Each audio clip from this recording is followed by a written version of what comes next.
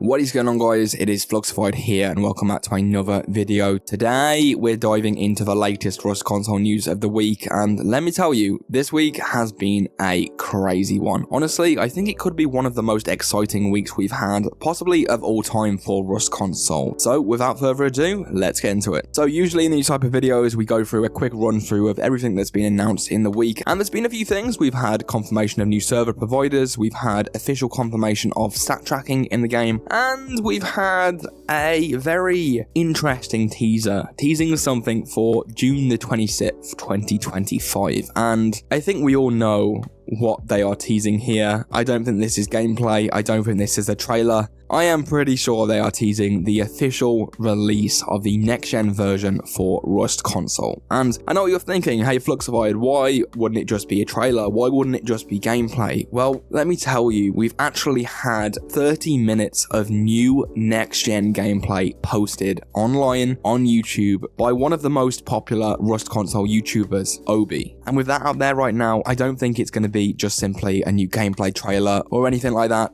This is going to be the official date of the next-gen version, 100%. There's nothing else this could be, so mark your calendars because the 26th of June is not too far away at all. Now, did you hear what I said there about that 30 minutes of new next-gen gameplay? It's actually real. It's out there. OBIE posted it yesterday, and the game looks crazy good. And there's actually quite a lot of new things I noticed in his gameplay as well. And I do want to run through the things I noticed in this video. So first up, let's go over a couple of things. We got to see our first look at hot air balloons in the next-gen version, and they look pretty awesome actually. Obviously these were hinted at before, but seeing them in action is just something else. It looks really nice. The game handles them really well as well. I didn't see any kind of lag or anything like that while OBIE was flying through the air. It all looked really smooth. Now with hot air balloons also comes the confirmation of SAM sites in the game. These were featured a couple of times in the gameplay, and they're not just for show as well. If you get too close to them in an aerial vehicle, you will get shot down pretty fast. Now they're not craftable, you will have to buy them from Outpost for about 500 scrap, but you can actually craft the ammo for these at a workbench.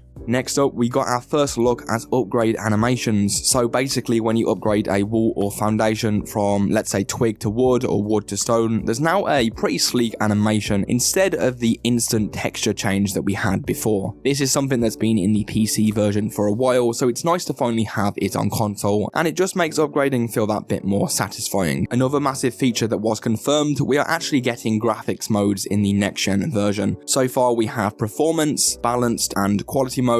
So whether you want smoother frames or better visuals, you can really just tweak the settings to match your preference. Now usually in games, performance mode tends to drop the resolution a little bit, but does give you that buttery smooth frame rate, whereas quality mode often ramps up the graphics for that really immersive and cinematic experience, but you also might notice a few more frame drops, and balance mode tends to sit somewhere in the middle of these as well. And I think it's really good that the developers are giving players the freedom to choose how they want to play the game, whether they want it to look the best it can or run the best it can. The choice is now officially up to the players. Now when OBIE was playing the game, it does look like performance mode is set as the default for when you first enter the game, so if you do want to change it to quality or balance, just make sure you are aware of that and go and change it in the settings before you start playing. Next up, we actually had confirmation of parachutes coming to the next-gen version. These are officially in the game as of currently, and you know what? They're actually really cool. You know, maybe you're getting shot at, maybe you're on a roof somewhere, or your hot air balloon's going down. Well, now you can bail out and land safely, and I think it opens up a whole new layer of gameplay and tactical movement. Imagine you build up really high, towering over your enemy's base, and now you can just parachute onto the roof of that and start raiding.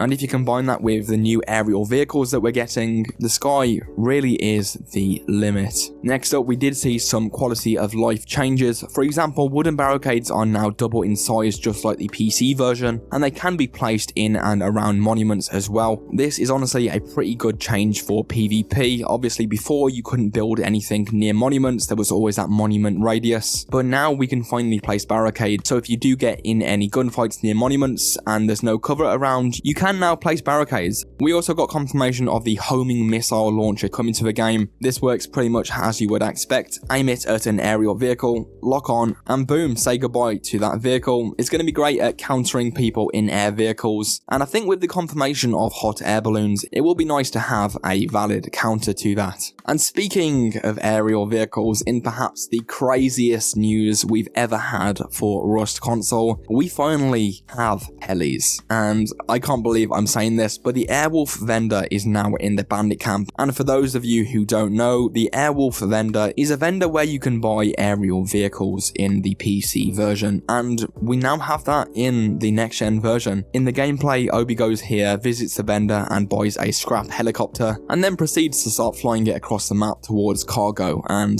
I mean, at this point, I'm speechless. When I watched this gameplay for the first time, I literally stood up and I was like, oh my god, because this is what we've been waiting for. I didn't think we'd see it so soon, but we've got HELIS. We actually made it, and it looks like it runs really smooth as well. I didn't notice any frame drops or lag while Obi was flying the helicopter, so it really does look like it's been optimized really well. Now, I do want to say there is no sign of the minicopter just yet, but let's be honest, if the scrap helicopter has made it in, the minicopter is 100% coming. There's no way they'd skip that. It's basically a given at this point, and I could not be more excited. I really just didn't think that this would happen so soon, and I just can't wait. June 26th cannot come fast enough. Now, I do want to point out a couple of things I did notice that might disappoint a couple of people. Notably, we didn't see any brand new guns or anything like that in the tech tree apart from the homing missile launcher, so don't expect the tier 1 SMG or SKS just yet, but again, that is something they can always add in post-launch. And to be honest, I think I'd be okay with that. I've said in a couple of videos now that we really needed to see new content in Rust Console Edition, and the amount of things that have now been confirmed for the next-gen version really does feel like something the game really needed, and I couldn't be more excited for its release. And I'm really eager to see as well the developers' post-launch plans for what we'll be getting in the months to follow. All in all though, this is easily the biggest week we've had for Rust Console in 2025 and potentially ever. From all of the confirmed features to the release date, it's all pointing to one thing. Rust Console Next Gen is nearly here, and it's shaping up to be many of the things that we've all been waiting for. Now, if you enjoyed this video, please do me a favour and drop a like to support the channel, and also consider subscribing if you do want to see more Rust Console content like this. I do post these updates every single week, and I'll be covering the next gen launch from day one. Thanks again to Obi for sharing us this amazing gameplay footage. The video is linked in the description, and thank you all for watching. I have been Fluxified, and I'll see you